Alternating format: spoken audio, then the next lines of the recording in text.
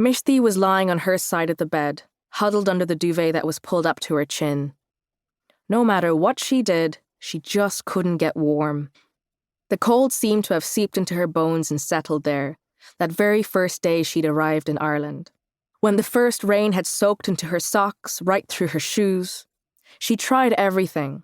She wore thick woolly socks, thermals under her clothes, wrapped herself in the Kashmiri shawl she'd received as a wedding present. Nothing worked.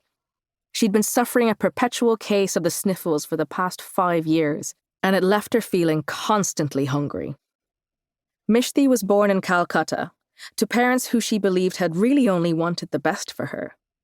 The best came in the shape of Dr. Parth Guha. His first words to her on their arranged meeting were, "I'm a medical doctor. You should know." He was primarily an academic, with a doctorate in psychiatry and no inclination for humility. He lived and worked in Ireland, but was well aware of his value as a groom in India. His parents advertised him to potential brides on the market as a catch, and they weren't exaggerating. He was taller than the average Bengali male. He had established himself at a relatively young age in a Western country where he was paid well.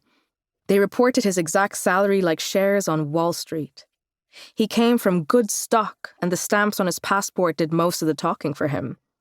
If he were a house and his parents the sellers, then he was a property worth millions, in a prime location with unparalleled views.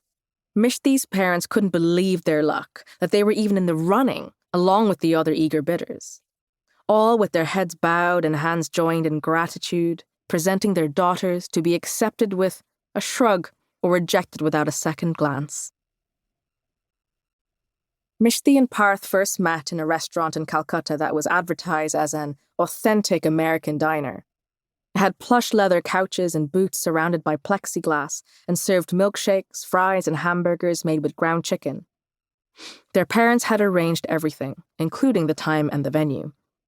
It was all decided for her, including what she was going to wear. Jeans, to show they were progressive, but with a more traditional kurta instead of a blouse, to give the right impression of the kind of family she belonged to and show she was capable of maintaining traditional values in his Western setting. What she would order, just a burger and maybe a milkshake if he insisted, too full for dessert to be polite. And a list of talking points. His academic achievements, the weather in Ireland, what he missed about Calcutta, and most importantly, let him talk about himself. It wasn't like the old days, when you didn't meet your husband until the final moment when the veil was lifted and you were bound in marriage forever. Now, you were given a chance, several chances in fact, to meet and get to know this person you were going to spend the rest of your life with. Mishti didn't think she stood a chance. She had never been abroad, and she wasn't interested in psychiatry. Her English was good enough to teach Class 1 children at an English medium school, but she spoke with an Indian accent and had trouble with prepositions. Unlike a lot of the girls she knew from school and some of her cousins, Mishti had never had any interest in settling abroad. She was happy where she was, in Calcutta with her family and her students in the comfort of familiar company.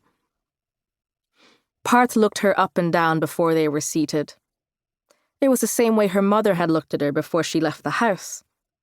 They were both assessing her proportions, her suitability, how much to charge per kilogram. She thought he was too handsome for her, in that broad-shouldered, clear-tanned complexion way some Bengali men had about them. It made them sort of ageless. Maybe also because they couldn't grow thick beards and had full, childish cheeks but masculine shoulders. Parth wore his hair swept to one side and had long fingers and quiet hands. She imagined his handwriting to be precise and neat. Parth was a man of few words. He had a lot to say when he was required to speak. For instance, when he commanded an amphitheater of eager students. When he sat across from his clients, though, she imagined he must be excellent at letting them do all the talking. He was only interested in answering questions when she asked about his work, but when she veered towards his social life, he checked the menu or looked past her. "I work long hours, I don't have time for fun," he said, examining the dessert list. "Of course, your work is important." She was pleased with her response, could picture her mother smiling.